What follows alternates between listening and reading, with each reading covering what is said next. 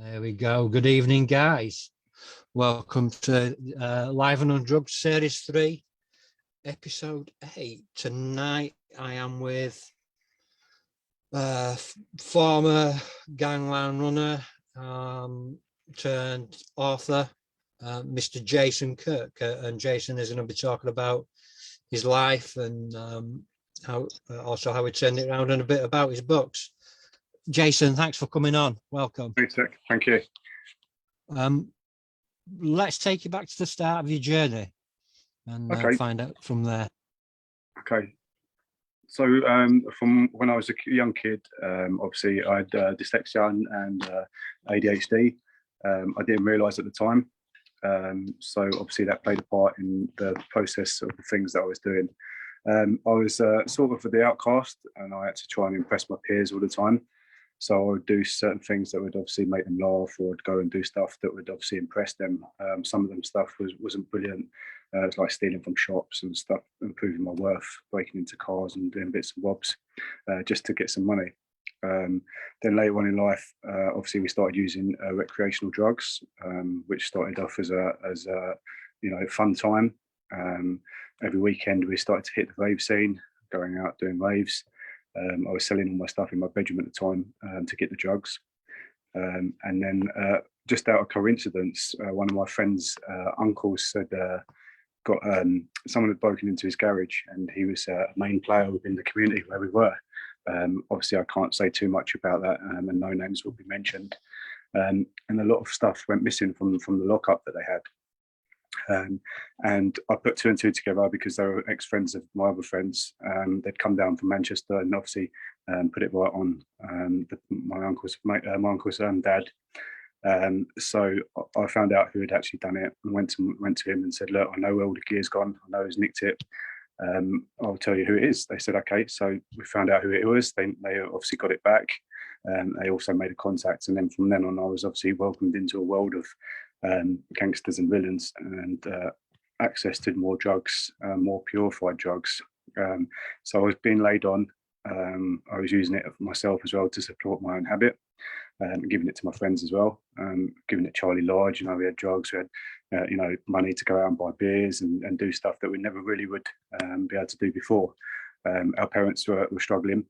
We wanted to have nice clothes and the nice stuff to fit in with everyone.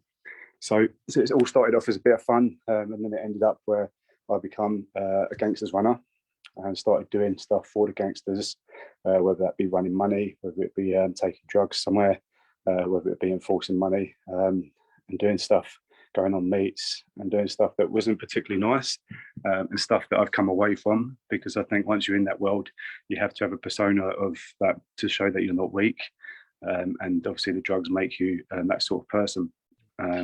So there was a few things that we did. One of them things was obviously a shooting. One of them was going into people's houses and doing bad things to them. So that's the sort of how I got involved into it, which I suppose most people get involved in that way. They want a better chance, a better life. Some of them come from poor backgrounds. So it's a quick, easy opportunity to make some fast cash. And they get groomed into that, not groomed by the sense of us knowing like grooming is. It's the sense of they're looking up to their peers and they see their peers making money, driving around in flash cars, going out, getting the girls and stuff like that. So it's an easy thing for young'uns or people that are struggling in life to look up to and go, "Hey, I want a piece of that," and not really know the necessary things that go on behind it, the glitz and glamour, because obviously behind the glitz and glamour, people get hurt, and it's a dangerous world. So I spent 12 years in the madness. I call it the madness. I call it the circus, where I was juggling from robbing Peter to pay Paul, and vice versa. When I first went into prison the first time, because obviously that's where it leads to, went to prison, met more people in there, and it was more of a status symbol, really. You'd been to prison when it should have been a lesson. It was more of a status. We came out and was in prison, so people respected us. But it was people in them circles, because outside them circles, it's a different world. I always thought that everyone was on drugs. I always thought, the faces and the villains were respectable of what we were. But a lot of them were respected by fear, and it was a false sense of respect. So they were dangerous people, and they were respected because of what they could do and what they would do. So I found out that quite quickly. But because I was stuck in that sort of environment, it was hard to get out. I was using drugs, I was getting tick, I was enforcing stuff, running around for them. Sometimes I'd pay off bits, and then they'd say, well, you know, you're short, so you'd have to go and do this job or do that job. And the merry-go-round just went round and round all the time. So yeah, that's how I got involved. I started carrying weapons, obviously, to protect myself. Met people in prison that could get cheaper drugs and more purified drugs. And I just got pushed into that world. I was a boy in a man's world, you know. I was like 16, 17, and I was getting E's and cocaine at really cheap price, and I was able to then sell that into the community because the drugs that were already coming into the community were being cut and pushed around. So I was able to make connections with the main dealers and stuff like that for the other, you know, gangsters and the dealers that were supplying at the time. Yeah. So that led me to going into prison for the second time. But obviously, for the whole story, I was used as a chess piece in an international smuggling ring in the end. And they would use me to do all their dirty work. And I'd risk my life, risk my family's life, and my friend's life all the time. It was all a big risk for me, while they sat back and made the money from it. Yeah, we are pawns at the end of the day. I can relate to some of it. Yeah. I used to, you know, I got into it that way. 14, 15, 16, running dope and stuff, and dodgy VHS for the local gangsters. But when you say about grooming, it's grooming. They say, you know, your family, you know, we'll take care of you. Nobody's gonna take care of you like we take care of you, and you get pulled in and lulled into that sense of false security. Yeah, it's like they put you on a pedestal and you're protected by that, so you feel that you're protected. But when the bad things happen, you're not so protected because obviously you're the fall guy. You're the one risking it every day. You're the one that's, you know, being the front man. You're the one that's going to end up dead, or the one person that's going to get killed in the meantime, or go to prison for the running. And that's the reality of it. I mean, there's good times, and, you know, fast cash, you know, and you've got money all the time, you've got motors, and you've got women, and you've got all that. But, you know, behind all that, as you know, probably yourself, Jack, it's a bravado, and you have to become someone that you don't want to be, in a sense. So you're struggling with that identity as well. Don't get me wrong, there's some people out there that love that. You know, they love that sort of lifestyle. They love the, you know, being scared, people being scared of them. They love that, and that's what makes them tick. But as I said, when I was young, I didn't want to be that. That's just what happened to me. You know, I was led into that lifestyle and shown more than what I probably should have seen. And then when I got in there, I wanted to get out, but it was hard to get out. It is because, like you say, once you're in there and you know how it works, they're not going to risk you sort of pointing them out. So, you know, it's really hard to get out. I was still relatively young when I got out, so I fought my way out. Yeah. And it was a lot easier, and it was only on really a county level and not a national or international level. You know, I never got in that deep, but I can only imagine that somebody in that deep, you know, been told that you're the guy, you're the one, you're great, you know, it's a great ego boost. But, you know, when was the first time you got the sense of something could go wrong? So the first time when I was in the car and I was sent to do a drug deal, and the two cars come down to meet me. I was sitting in a car park waiting for them. The guys that were buying stuff off us were buying small amounts, and, you know, the usual scenario, they buy a small amount and then they start getting a bit bigger, then a bit bigger, and then it become like a kilo of coke. And I was in the car park waiting for them. So they arrived. One got in the side of the car, one got in behind me, and they were like, "Where's the key?" I said, "Where's the money?" And then he put the knife to me, and that's when I knew then I was in big trouble. And also another time I was at my friend's. I used to one of my friends was a DJ, and he used to fly around the world doing all DJing and everything. and he lived in quite reasonable posh house, had nice stuff, and he was going out with a dancer from Spearmint Rhinos, and she was connected to a yardie fella, and they'd started using cocaine, and they were using the rocks and the brown. And they started looking after the brown for them, and they had the party, and I think quite a bit of brown went missing, and they got the blame for it. They started using the rocks, and then to come down off the rocks, they were starting to use the brown. And she ended up becoming a prostitute. He ended up using more and more brown stuff. So I went round there to pay off the debt. I remember we got some paintings to pay off some cocaine debts. And before I known him like a year later, he said to me, anytime you want to get away from the drugs, just come round our house, chill out. It doesn't have to be about drugs. We can just listen to music and chill out. So at the time, I think I was in debt about $3,500, and an opportunity came up to get some paintings from the shop. And we broke in and obviously grabbed the paintings to pay off the debt. Thought, right, the only place I could be safe is if we go to Steve's. I'll take the paintings there. It's going to be fine. Steve would be fine. Knocked on the door. And Steve come. Obviously, he was a shell of a man. And I was like, wow, what's happened to you? And then he explained what had happened about his girlfriend working at Spearmint Rhinos and meeting the Yardie fella. So the Yardies then came that night. So I was upstairs. The Yardies come to the house, smashed Steve about, took me downstairs, grabbed her when she arrived, slung her onto the settee, give us clump around the face and everything. And then they took me. I was really scared, and I didn't know really what was going on because they had guns and everything as well.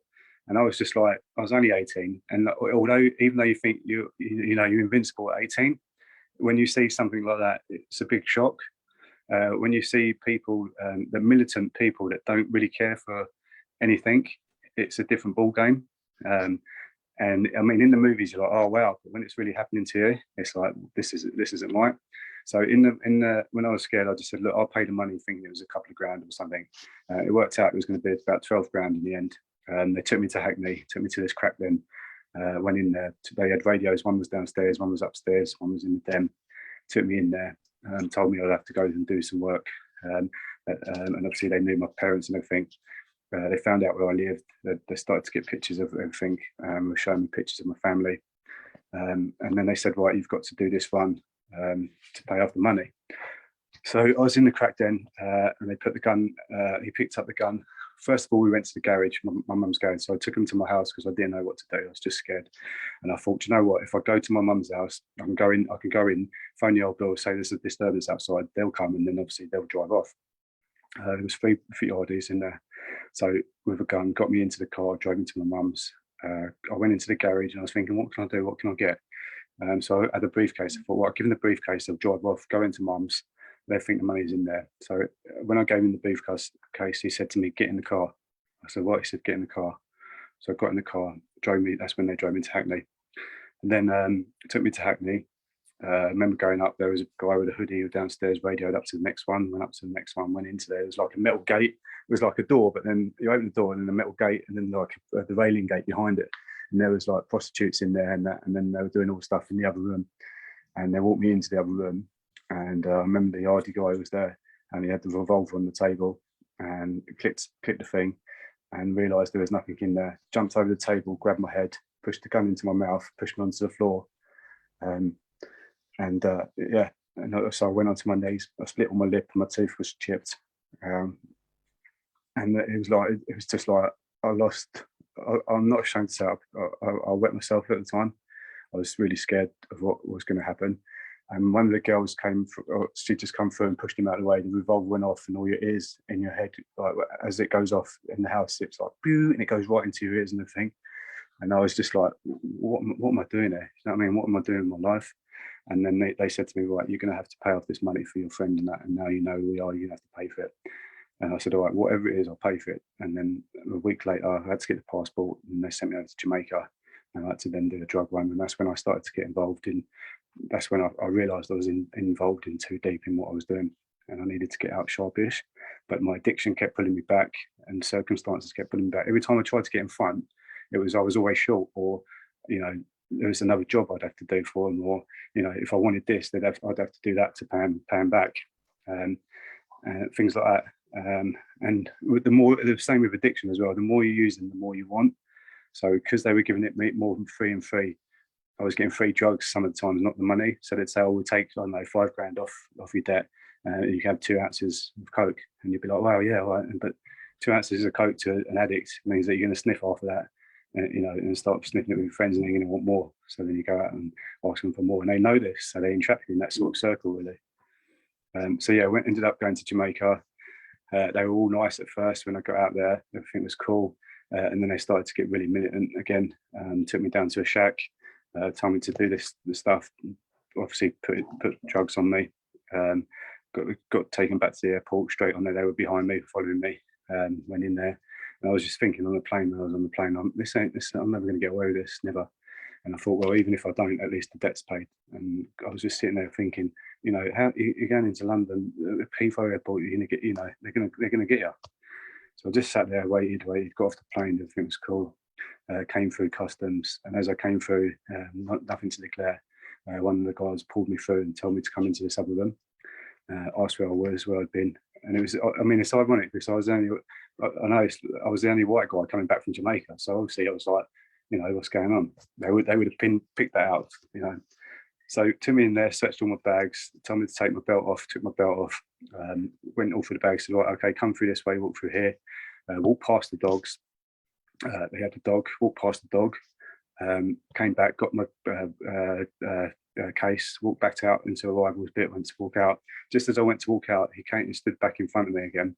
And he said, and I thought, right, they must know. So I was just about to show him, and he goes, oh, here's your belt. And I was like, fucking hell.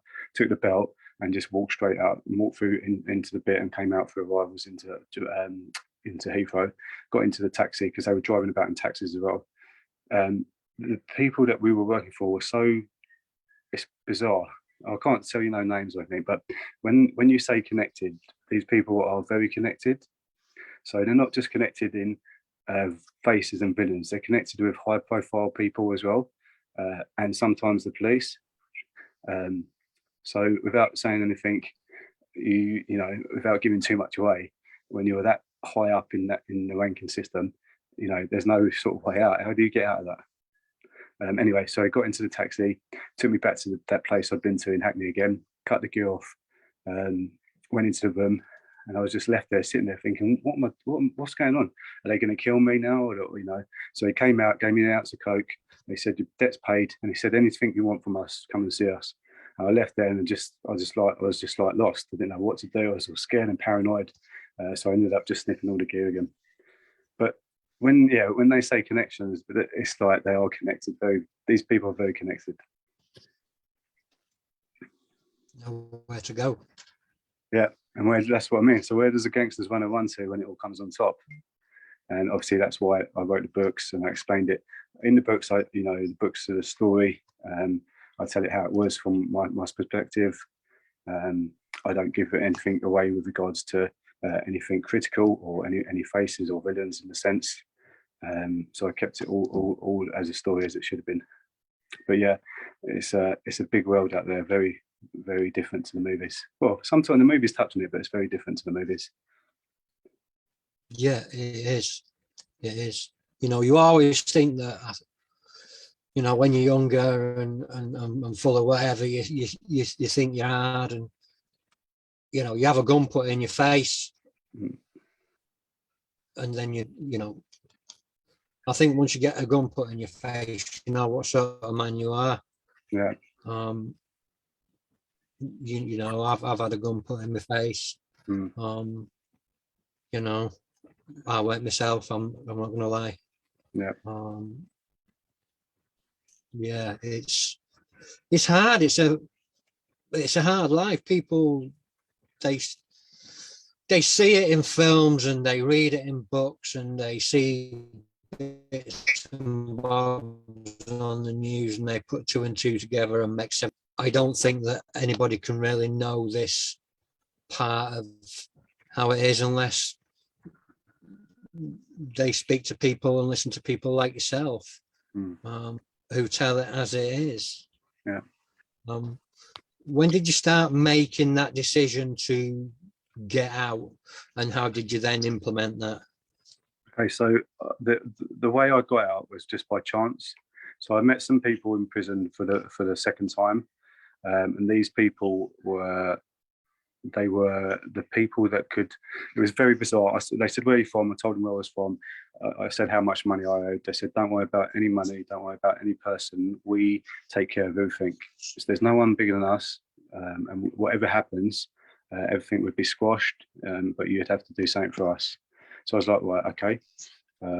What do I need to do?" And they said, "Right, this is how it's going to roll, and this is what happened. And then you've got a choice. You either walk away and forget about everything and get on with your life, or you join us and we continue to do what we're doing." And I was like, "Well, okay." I was just sat there and I thought, well, I want out of this. I managed to get clean as well in prison. I was on a rehab program. I think it was called the VAP program at the time. And we did the VAP program. And I thought, because what happens is when you're young, like you said, when you're young and you're naive, you think all, because the people you surround yourself are those people, drug people, people taking drugs. And at the time it was all like on the news, you know, all the celebrities were taking drugs and falling out of limousines and all that and high and all that. And it was the norm. So until you're brought out of the norm as a young person, you don't realise there's a different world outside there where you can be clean. So it wasn't until I went to prison that I understood that. Because all I'd seen, you know, people taking drugs, family members taking drugs, my peers were taking drugs. All the people I'd surrounded myself were, you know, gangsters or villains or people that were involved in the drug world. So that's all I knew. So got on the rap program, got some clarity, got clean, and then realised, you know, I'm clean now. I don't have to go back to drugs. You know, I don't, you know, if I can pay all this debt off, I won't have to go back to drugs. I won't have to take drugs. I won't have to do anything that's going to put me into that world again. So if I did this one last thing, I could walk away and it'd be all forgotten about. So I thought, right, okay. So I said, yeah, look, I'll do it. When I get out, I'll do it. So I came out, they put me in the Savoy for 2 days, met this other fella. Then I found myself on the back of a bike. And it was obviously I had to go and do a shooting. Did the shooting. 3 days later, the person that we were supposed to have done the shooting for, or two, had already been killed anyway.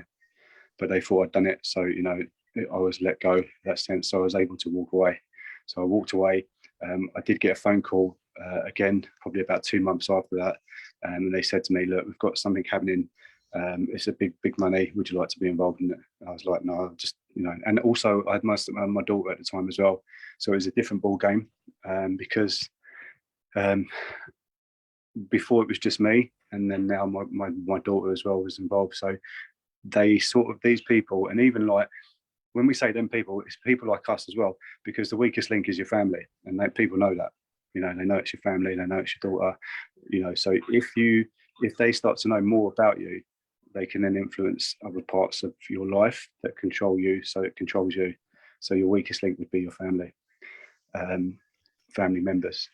So yeah, so I've just realised that I've got the clarity, and I was just like, I'll do whatever it takes just to get away from this life. So I did that, and then I was let go. They said, you know, forget about us, do your thing, do what you've done, and forget about it and come away from it. So I came away from it, changed my girlfriend, changed all my lifestyle, changed all my friends, stayed away, become sort of a hermit in a sense, and then started to write. Met the probation officer. She encouraged me to write inside prison and the educational team. It was in prison that they realised that I had dyslexia. So I didn't know, you know, I was in class, I was struggling with all that. I didn't understand that. And ADHD, I didn't know why I was the naughty kid or why I was easily led into certain things. But when in prison, they found out and said, oh, you've got dyslexia. And I was like, well, you know, what's that? You know, like it's a learning disability, and, you know, it's something, you know, that you've had. And I realised then that it was partly because of that, because not always ADHD and dyslexia isn't always, it's sometimes a blessing in a sense. It's not a disability in the sense of that, it's sometimes a gift. But at the time, I struggled to understand it. I didn't know why I was getting in trouble, didn't know why I was struggling with education, I didn't know. But at the prison, they come out of it. So yeah, we do the test. I was dyslexic, coached me into doing education. Got onto the educational bin, started to write about my life story and about the VAP program, because they say on the 5th step you write about what happened to you, what, you know, the things that happened. So I started writing about that, and the educational team were like, wow, this is great.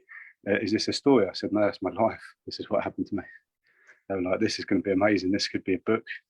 And I was like, at the time I was thinking, no way, like, you know, I struggle with education, let alone doing a book. And then continued with education when I came out and did the first book. They helped me, and they coached the book so that it was, because when I write, I just write like just on the word block, and someone has to go in and then punctuate it and grammar it. And then that continued. So the book came out called "There's No Room for Jugglers in My Circus," and obviously that was juggling, and the circus was obviously the circus that I was involved with at the time.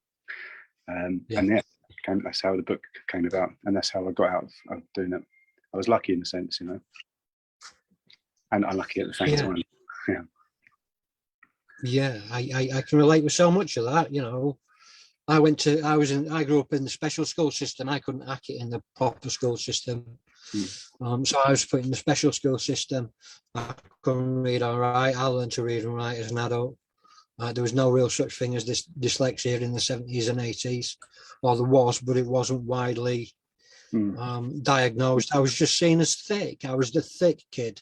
Yeah. So what was I supposed to do apart from these things like climbing, caving, and canoeing that we did at school, which was great. But you know, people, all the lads I was saying about used to say I'd be dangerous if I ever learned to read and write. And I used to think that, and then I learned to read and write, and I didn't do anything with it.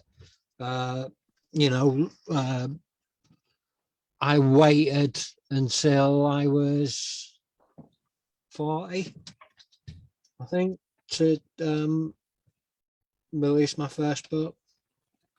And then, you know, the second book, 41. And I still struggle. I have people that look on it as well. We do rely on those people. I tried to release the book myself at the first one, and it was just a bit of a jumble. I struggle with numbers. That's what I struggle with really badly. I see the world differently. I've got a divergent mind, so I see words. I've always had a good heart, a good head for words. So wherever I look, if I see a wall, I want to fill it with words. If I see the sky, I want to fill it with words, and that's where my passion for writing comes.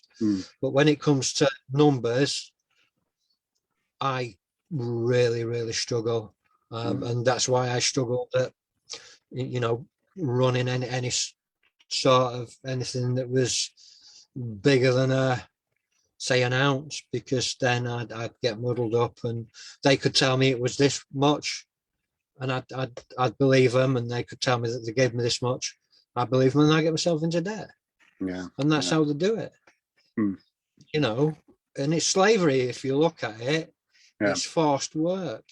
You know, forced labor, because you're indebted and you have to keep paying and paying and paying off. I think we were lucky. I was lucky to get out too young. You were lucky to meet the right people to be able to get you out. All right, you had to do some seriously shady shit to get out, but you got out.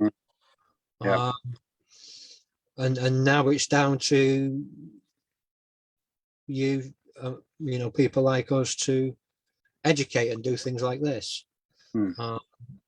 Because I think if we don't, people are still going to get the wrong end of the stick, and they're still going to believe the crap that they see in the media, and they're going to think, you know, they're still going to listen to the media or the police saying street value of, and we know that, you know, the street value is nothing near the value that we're in.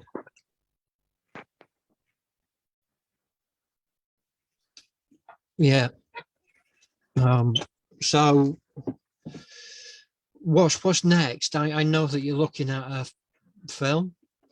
So I've written the 4 books altogether, and the 5th book is called The Cook-Star. So we've managed to, Joanne Hess writes my script. So I was lucky to meet Joanne Hess. We had a few offers from different script writers to write it, but Joanne was the best person that I had the connection with, and felt it was good to obviously have that bond where we could communicate together, and she understood what the story was. She understood about my life. She understood what I was trying to show. So she went away, and obviously we worked together to write the scripts. So all the books have been scripted. So there's 5 altogether.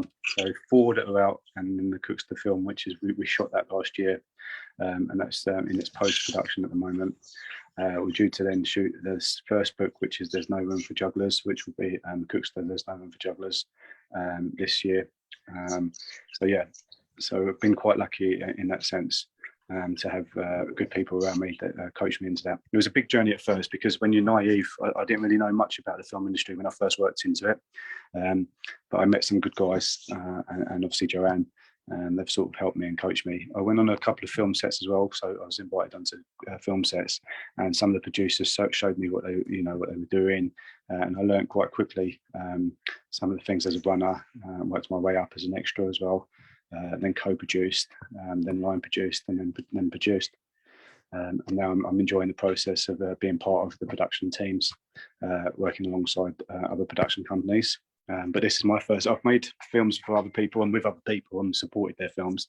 But this was my first film with regards to the director who directed it, and I was actually part of the production in no sense. And that's called Cookster: The Darkest Days. Was quite lucky because we got a good cast. Got Nick Moran from Lock Stock, so that was good. Tracy Shaw, yeah, and Craig Middleburg, and a few other great actors that have come through. And you'll see that obviously if you go on the IMDb. It's called Cookster: The Darkest Days, and we take it right back to where I first started, because when the first 4 books come out, people were saying, "Well, how did you get there to that point?" And I was like, what were they saying? They were like, the point of where you change from a young kid moving into the drug world. So we was just like, okay, so we took another year out. I think it was Jason Fleming that actually brought it to our attention. We sat down with him and he said, there's something missing. That, you've got all this other side, the gangster side, it's all this stuff is good that you've done, this been done before, but people want to know the real story of what caused you to get involved. Well, how did you get involved? What was it all about? So we went back to the drawing board and thought, okay, and spoke with the producer, Johnny, and he said, yeah, I'd like to do the whole stories. Let's get the whole stories done. Joanne wrote them again and scripted them. We won awards for the first one, which is the Devil's Dandruff, and Cookster was shot last year and due to come out this year. So it's in its post format now. And Cookster will then come out as the book as the film starts to come out as well. So that's good. Brilliant. Yeah, I mean, I started out working on people's film sets,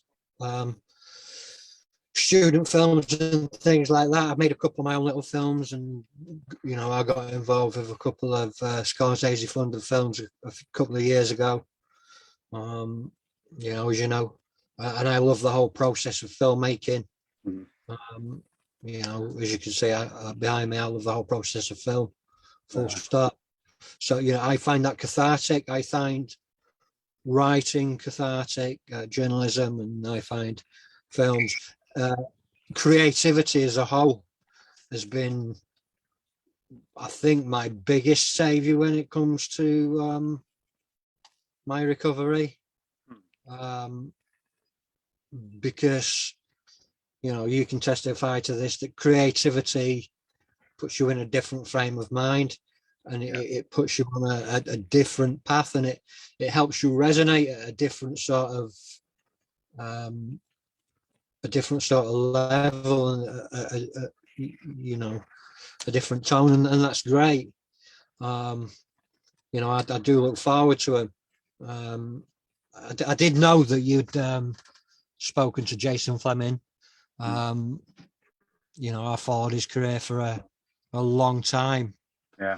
And I've read some of the stuff on Amazon that's available to read, and yeah, it's certainly interesting. And I'll if you send me all the bits and bobs, the links and stuff, I'll link all this to this.